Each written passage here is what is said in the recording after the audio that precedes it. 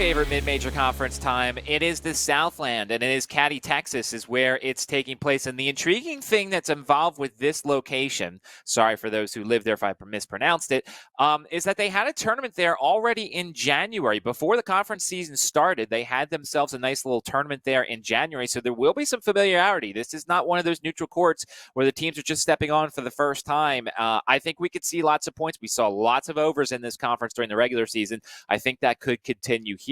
Let's take a look at the bracket. And as you notice, advantages for the 1 and 2 seed here. Some conferences love to go to this, so you definitely have to make sure to look at the 1 and the 2 do not have to do as much work as the rest of the teams in this conference. You want to find somebody that's deep. You want to find somebody who's got, a good mojo going. This conference, the 1 and the 2 seeds definitely have an advantage. Let's take a look at the odds. Overwhelming favorites Nicholls State is, and for good reason. We'll get into that in just a moment. There is some value elsewhere in this conference, and that team is the 1 seed. They have 4 conference losses. Now, the conference tournament from earlier did not count against the conference record. That's why we're giving you the total conference losses, as this team lost in that conference tournament. They finished 10-1 down the stretch. So this is a hot team. They are really good from 2 to second, but they're not as good from 3. They're 8th in 3-point percentage, and they're 8th from the free throw line, 63.5%. That's going to be a bit of an issue here. And as you'll notice in their losses, a lot of close games. Defensively, number 1 defending the 2.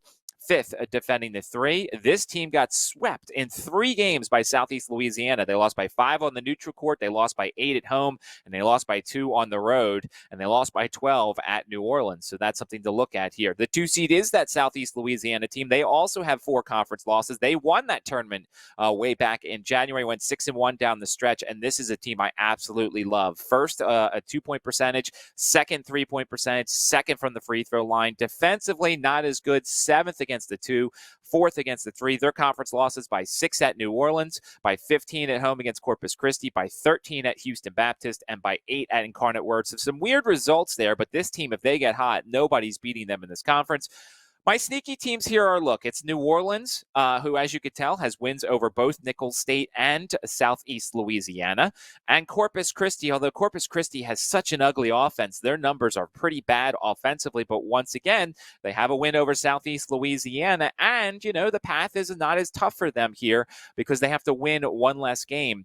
So I think there's some value here, but I really like Southeast Louisiana. If they get hot, there's nothing that's going to stop them here. Keon Clergeot and the rest of that team. I like the Lions here. They're going to, hit their free throws down the stretch. They've got a really dependable offense. So I'm looking at Southeast Louisiana here and potentially Corpus Christi or New Orleans if you want to sprinkle on somebody that's a little bit less of a little bit more of an underdog here. I am Mid-Major Matt. Check out my page at SportsMemo.com. Nice little run entering the NCAA tournament, and signing off here with another conference tournament preview.